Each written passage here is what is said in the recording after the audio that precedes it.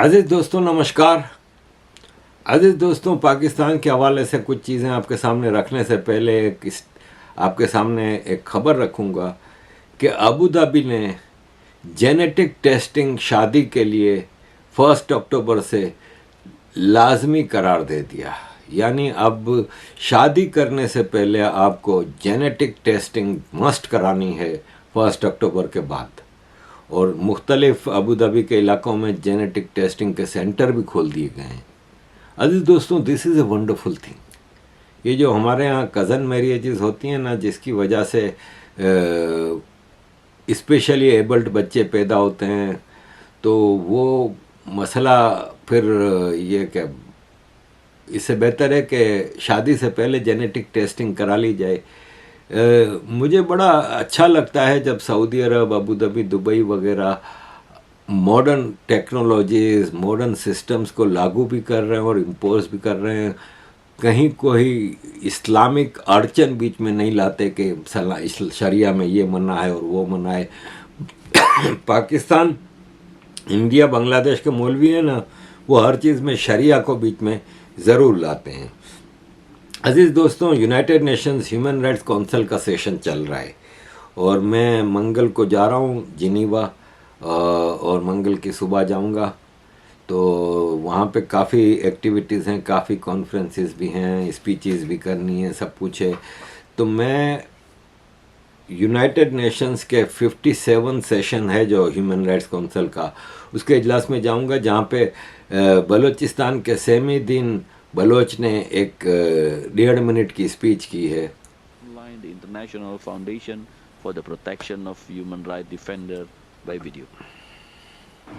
Ladies and gentlemen, my name is Samideen Baloch. I am the daughter of 15 years enforcedly disappeared Dr. Deen Mohammad Baloch. I am a human rights activist and an advocate against enforced disappearances. I am from Balochistan and we have been witnessing severe human rights violations and a humanitarian crisis in Balochistan by Pakistani forces and security intelligence agencies. For many years, the people of Balochistan have suffered intense and constant human rights violations, including enforced disappearances on a large scale. This has deeply affected our community. We have reached out to the justice system, but it has failed to deliver justice. We are seeking assistance from the international community to locate and bring back our enforcedly disappeared loved ones. We urge you to take action against human rights abuses in Balochistan and help the oppressed community receive the justice they deserve. Thank you. Thank you. I give the floor to Women's Human Rights International Association. You have the floor. अजीज़ दोस्तों, ये United Nations में 1.5 minute का speaking time दिया जाता है। अजीज़ दोस्तों, Asian hockey cup हुआ तो ये था कि उसका फाइनल, पाकिस्तान तो सेमीफाइनल में फाइनल में पहुंचा नहीं, तो फाइनल है ना वो चाइना और इंडिया का हुआ। पाकिस्तान की तो अब ये औकात भी नहीं है कि वो कंटेस्ट कर सके। एक ज़माने में हॉकी का दुनिया में सबसे बड़ा नाम होता था पाकिस्तान, लेकिन अब चाइना को सपोर्ट कर रहे हैं। भाई, आप खुद खेलने के लिए गए हो, कभी आपने देखा हो कि किसी कप में, वर्ल्ड कप, फुटबॉल है, क्रिकेट है, हॉकी है, फलान है, ढुमकान है, उसमें पार्टिसिपेटिंग टीम किसी और टीम के झंडे उठा के वो करे?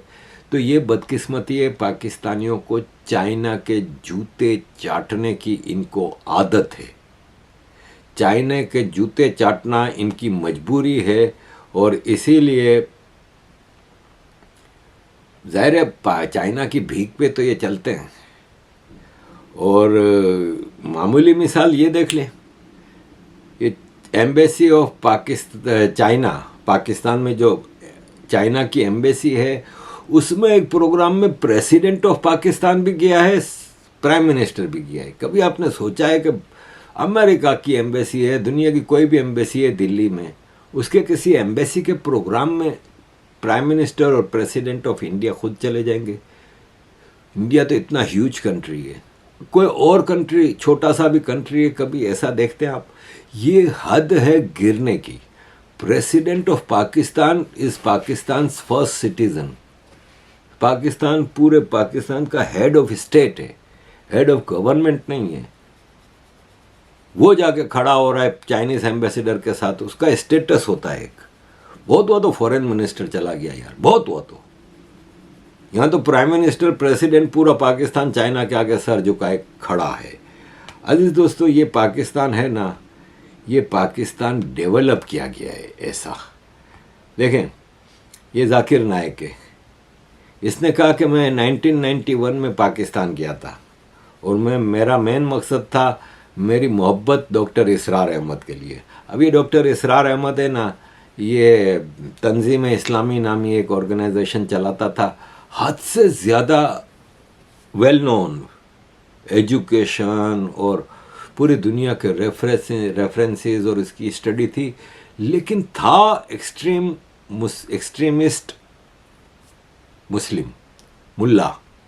और ज़ियाउल हक के ज़माने में इसको बहुत प्रोमोट किया गया, बहुत ही ज़्यादा प्रोमोट किया गया, और इसने इतना ज़्यादा लिटरेचर फेंका और हर चीज़ को इस्लाम की उससे रेफरेंस से करेक्ट साबित करने की कोशिश करता था और सब कुछ था। तो इसने, जाकिर नायक ने कहा कि डॉक्टर इसरार अहमद की मोहब्बत के लिए मैं गया था पाकिस्तान, और मैंने उससे, डॉक्टर इसरार अहमद से पूछा कि मैं पाकिस्तान आया हूँ, इस्लामिक इंस्टीट्यूशंस हैं ना पाकिस्तान के, वो देखने के लिए। उसने कहा कि पाकिस्तान में, डॉक्टर इसरार अहमद ने जवाब दिया कि पाकिस्तान में बहुत सारे इस्लामिक इंस्टीट्यूशन हैं, सब कुछ है, लेकिन पाकिस्तान में इस्लाम नहीं है। क्योंकि पाकिस्तान, इंडिया, बांग्लादेश में जो इस्लाम है वो इस्लाम नहीं है, ये सब काफिर हैं। जितने पाकिस्तानी, इंडियन, बांग्लादेशी मुसलमान हैं ना, सब काफिर हैं। फिर आप मालदीव्स को ले लें, पूरे साउथ एशिया को ले लें, ये सब मेरी नज़र में अकॉर्डिंग टू इस्लाम काफिर हैं। ये इस्लाम को प्रैक्टिस करते ही नहीं। इनका इस्लाम ये है कि पाकिस्तान में एक औरत का रेप हुआ, पंचायत ने फैसला किया कि जिसने रेप किया है ना, उसकी बहन का रेप करेगा वो लड़का जिसकी बहन का रेप हुआ है। जिस लड़की का रेप हुआ है उसका भाई अब रेप करने वाले की बहन से, यानी सज़ा लड़की को ही मिलनी है दोनों सूरतों में। लड़के की तो अय्याशी है। ये है पाकिस्तान का इस्लाम। अजीज दोस्तों, लास्ट वीक केपी में एक आदमी के ऊपर इल्ज़ाम लगा कि ब्लास्फेमी की थी, कुरान की बेहुरमती की थी, नबी की बेहुरमती की थी। प्रेशर में आके पुलिस ने गिरफ्तार किया और फिर पुलिस ऑफिसर ने पुलिस स्टेशन में ही उसको गोली मार दी। अब ये वाकया एक और हुआ है सिंध में। सिंध में एक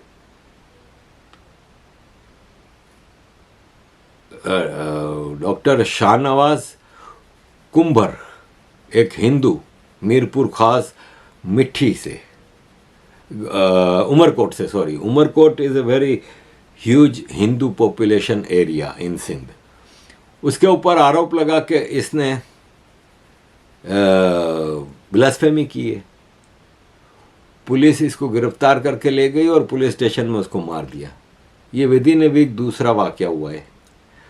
जब पुलिस वालों ने उसको मार दिया तब पूरे एरिया के लोगों ने आके पुलिस को हार पहनाए, पुलिस के लिए दुआएं मांगी, पुलिस का पूरा स्वागत किया गया। और उनको इसी तरह इस्लामाबाद में ब्लास्फेमी सोशल मीडिया में कुछ कमेंट करने पे एक औरत को सजाए मौत दे दी है। इसके साथ 7 साल कैद और 1 लाख रुपए जुर्माने की भी सज़ा। ये है पाकिस्तान और ये है इस्लाम जो कि पाकिस्तान में बनाया गया है और डेवलप हो रहा है। और मैं समझता हूँ कि अगर आप देखें तो ये मौलवी है, ये पाकिस्तान का याश मौलवी, ये रिक्शा चलाने की जिसकी औकात नहीं वो पूरी कौम को चला रहा है। और ये पूरी कौम को सादगी की बात करता है। औरतें मेकअप करती हैं तो कहता है कि वो ये हराम है, नहीं करना चाहिए, औरतों को विग लगाने पे मना है, ये सब चीज़ों पे इसके बयानात मौजूद हैं। अभी ये खुद बाल लगवाने चला गया, इसके बाल झड़ रहे थे, बाल लगवाने चला गया। अब इनका कोई हराम हलाल का ताल्लुक नहीं है। ये ऐसे बेगैरत हरामी किस्म के लोग हैं कि इनको शर्म भी नहीं आती, खुल के ये सब चीज़ें करते हैं। This is Pakistan for you and this is Islam in Pakistan for you.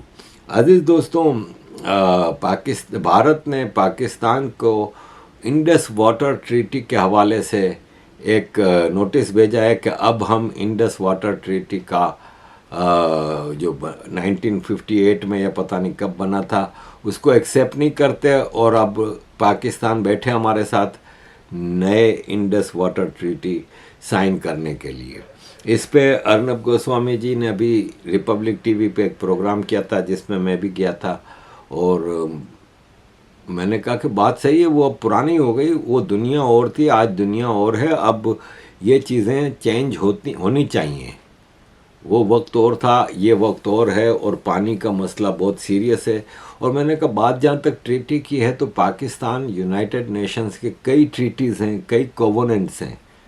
उन कोवेनेंट्स और ट्रीटी का जो सिग्नेटरी होता है ना कंट्री, उसको वो रेस्पेक्ट करनी होती है। एक है एक्स्ट्रा जुडिशल किलिंग की ट्रीटी।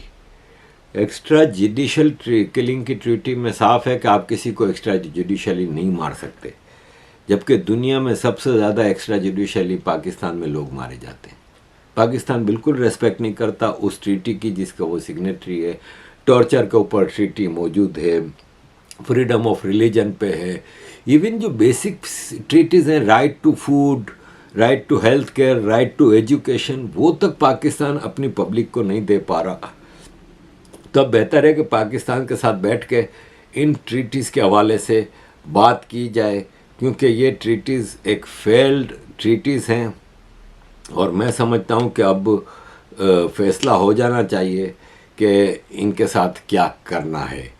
अज़ीज़ दोस्तों, थोड़ा पाकिस्तान के एक और मसला जो चल रहा है वो है कॉन्स्टिट्यूशनल अमेंडमेंट्स। पाकिस्तान आर्मी कई ख़तरनाक किस्म की कॉन्स्टिट्यूशनल अमेंडमेंट ला रही है जिससे पाकिस्तान का कॉन्स्टिट्यूशन ही चेंज हो जाएगा। और ये एक ऐसी ख़तरनाक कॉन्स्टिट्यूशनल अमेंडमेंट्स हैं कि इसके ज़रिए एक सुप्रीम कोर्ट से ऊपर कोर्ट बनाने का कहा जा रहा है, और वो कॉन्स्टिट्यूशनल कोर्ट होगी और उसको रन करेगी असेंबली, और वो सुप्रीम कोर्ट के सारे फैसलों को रद्द कर सकती है। और इस तरह की जब ये अमेंडमेंट्स लेके ये पीटीआई और इसके पास उसके पास गए, कुछ नहीं हुआ, फिर मौलाना फजलुर रहमान को घेरा। मौलाना फजलुर रहमान को बोला कि आप इस पे वोट दें ताकि हमारी मेजॉरिटी पूरी हो जाए। असेंबली में इनकी मेजॉरिटी पूरी नहीं होती तो आसमा शिराजी है ना, जो एक जर्नलिस्ट हैं, वो कह रही हैं कि अगर जनरल फैज़ मौजूद होते ना इस वक्त आईएसआई के डीजी, तो वो नंबर पूरे कर देते असेंबली में। मुस्तफ़ा नवाज़ खोखर हैं जो पहले पीपल्स पार्टी के थे लेकिन बाद में पीटीआई में चले गए थे।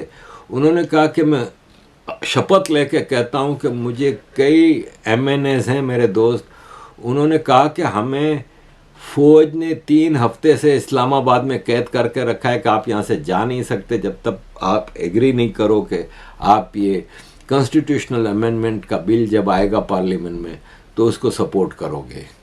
और ख्वाजा आसिफ जो डिफेंस मिनिस्टर है, उसके बाप ने 8th अमेंडमेंट कॉन्स्टिट्यूशन में पेश की थी ज़िया-उल हक के लिए। 8th अमेंडमेंट ने पहली बार कॉन्स्टिट्यूशन का नाक मोड़ के चेंज कर दिया। हुआ ये था कि जब भुट्टो ने 74 में कॉन्स्टिट्यूशन बनाया नया, ईस्ट पाकिस्तान के ख़त्म होने के बाद, वो 3 साल में ज़िया-उल हक ने आके सस्पेंड कर दिया। मार्शल लॉ की सज़ा मौत थी कॉन्स्टिट्यूशन के मुताबिक, ज़िया-उल हक मार्शल लॉ लेके आया था।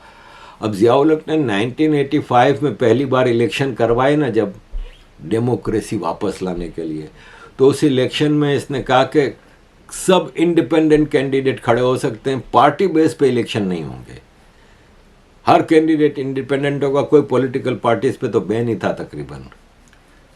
85 की असेंबली क्रिएट हुई, पहला बिल, पहली अमेंडमेंट जो लाई गई थी वो 8th अमेंडमेंट थी जो डिफेंस मिनिस्टर ख्वाजा आसिफ के बाप ने पेश की थी, जिसमें मार्शल लॉ को लीगल करार दे दिया गया था कि वो ज़रूरत थी, इसलिए ज़िया-उल हक मार्शल लॉ लाया था। ज़िया-उल हक सेफ हो गया।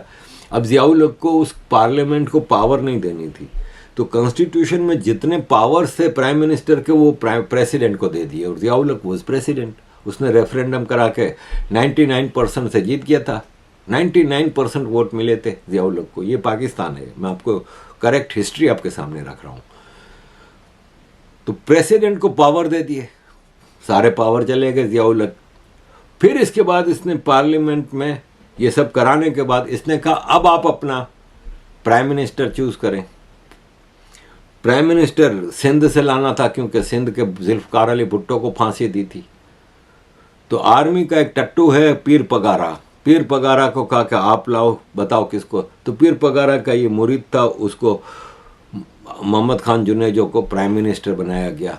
उस प्राइम मिनिस्टर और उस पार्लियामेंट जो कि हैंडीकैप पार्लियामेंट थी, उसको भी ज़ियाउल हक ने फिर तोड़ दिया और प्राइम मिनिस्टर को घर भेज दिया। तो ये ख्वाजा आसिफ, नवाज शरीफ, ये सब ज़ियाउल हक की पैदावार है। पाकिस्तान में कभी भी डेमोक्रेसी आई नहीं, ना आ सकती है। अजीज़ दोस्तों, thank you very much for all your support. Kindly keep supporting.